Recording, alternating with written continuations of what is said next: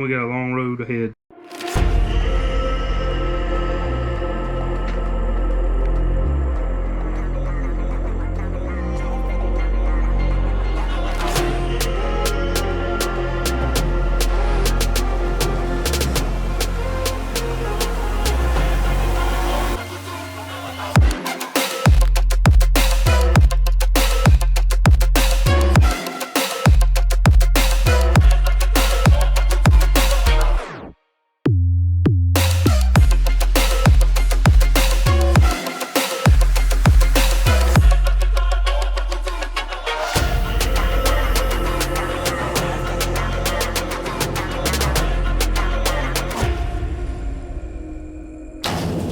My name is Tony Thomas, and you're watching Hardwired Exotics on YouTube.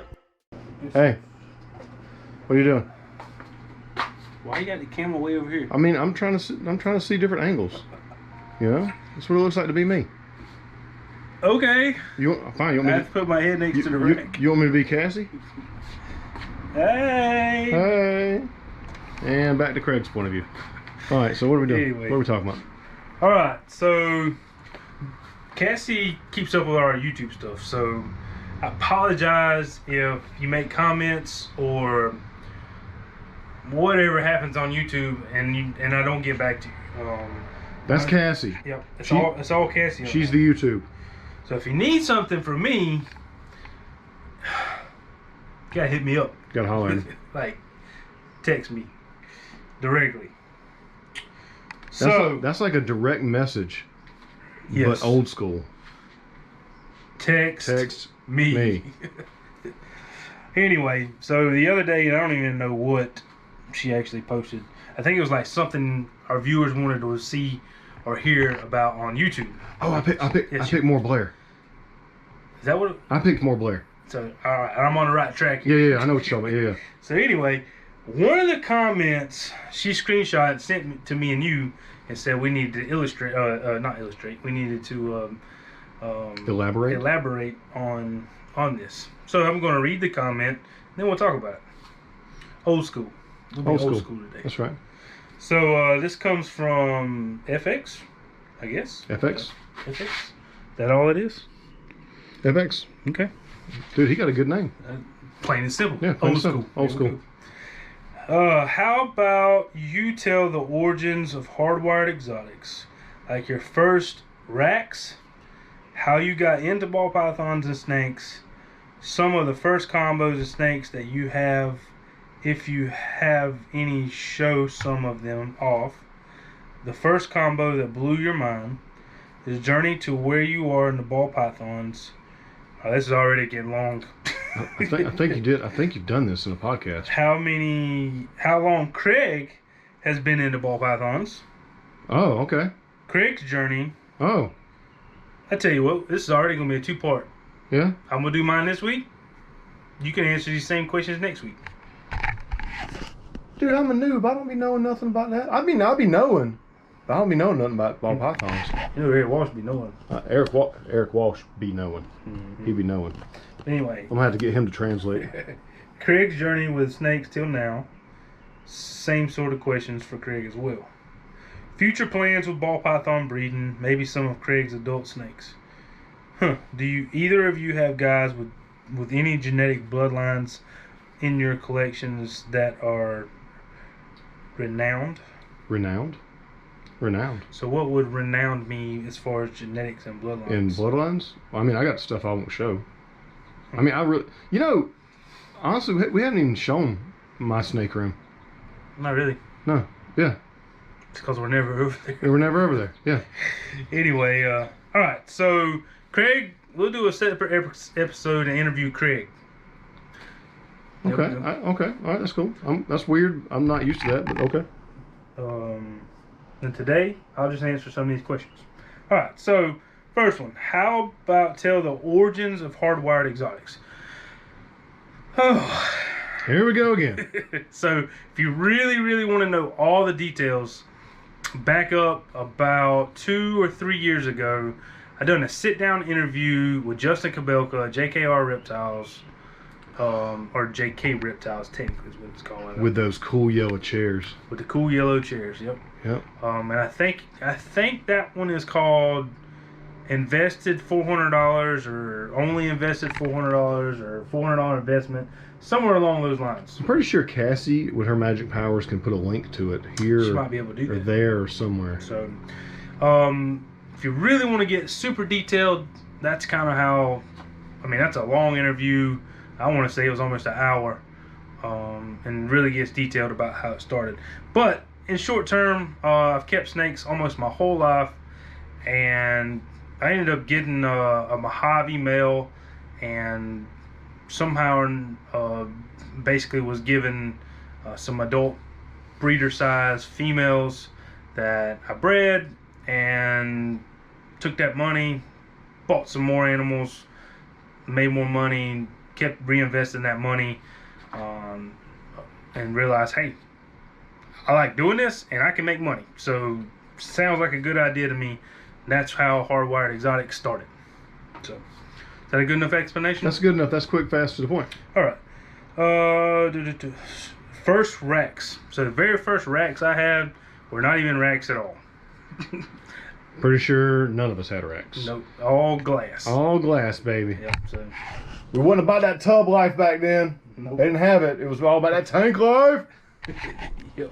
It's all tanks and heat.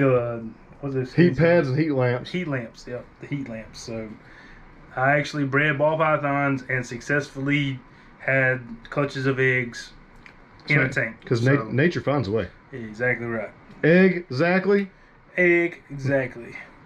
All right. So some of the snakes of the first combos. So the very first combos that I made were Mojaves, normals. Well, normal's not considered a combo, I guess. Yeah, I'm pretty sure nowadays a normal would be considered a combo. It's actually more rare for me to make a normal than it is anything else. Anyway, and super Mojaves and Mojave lessers. Mm-hmm. So the blue-eyed solid white snakes.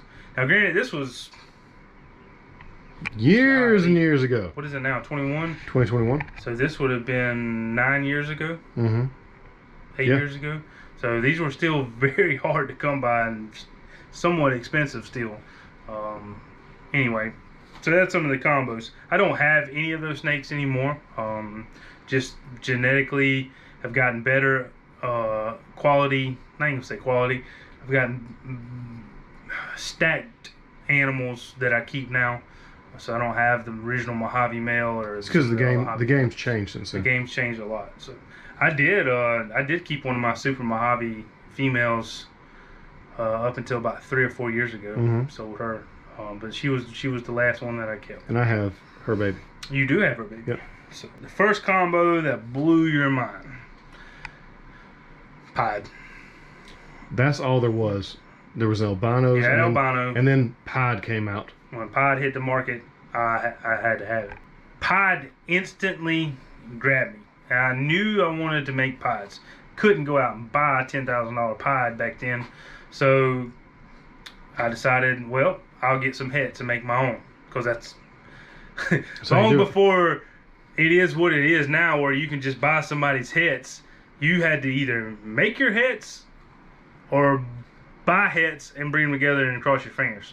So that's what happened. I bought a normal het male, normal het female, and produced a pied male from them. The only pied that I ever produced from them. And something that what didn't fall far behind that was the fact that I found an exanthic ball python, and that captured me almost as much as a pied. So I instantly decided that I wanted to see if I could make an exanthic piebald snake.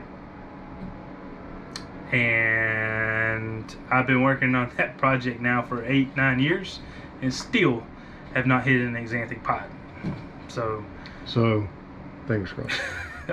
I have some pied het exanthics. I have a bunch of double hets and a bunch of triple hets for other stuff, but I just have not hit a pied exanthic. You gonna get it? So One day. It's bound to happen. One day. And I started from head to head pod and head to head Xanthic to make my pod, to make my Xanthic. Bred my pod to my Xanthic. Made double hits, and I have been on that journey a long time. It's going to happen. So it's going to happen. We'll see. Whew, the journey to where you are with your ball pythons. I think you just told the journey. Yeah, that's pretty much how that. Well, as far as that project goes, yeah, that was my journey. That's still one of my major projects that I'm working here. And since then, I've incorporated a lot of hypo and desert ghost stuff into those projects, and just got to see where it keeps going. So, anyway, I guess I can show one of those animals that I have now. I mean, we can't have a snake show without snakes. I think the last one was without a snake. Yeah. But this is one of my Xanthic head. My pod head Xanthics. So you've seen this girl before, I'm sure. Mm-hmm. But did they know she was head Xanthic? I don't know. And not just any Xanthic. No. Joloffe line Xanthic. Yeah. As far as I know, nobody's ever produced a Joloffe line Xanthic pod. So, but anyway, this is what I believe is a super tiger pastel pod Xanthic. So, anyway, I have a couple of animals like this in the arsenal to hopefully produce an Xanthic pod here in the next couple of years. There you go. And then when you produce it, you're gonna keep it. Oh yeah, definitely keep it. That's been the longest project that I've ever worked. So, but anyway, it is what it is. As far as where I see future going, that's a step that changes every day. So every day we come across something new, we hatch out something new, find out something new. You know what happens. So it's an ongoing thing. It never stops. So. It's always evolving. Always evolving. Yeah.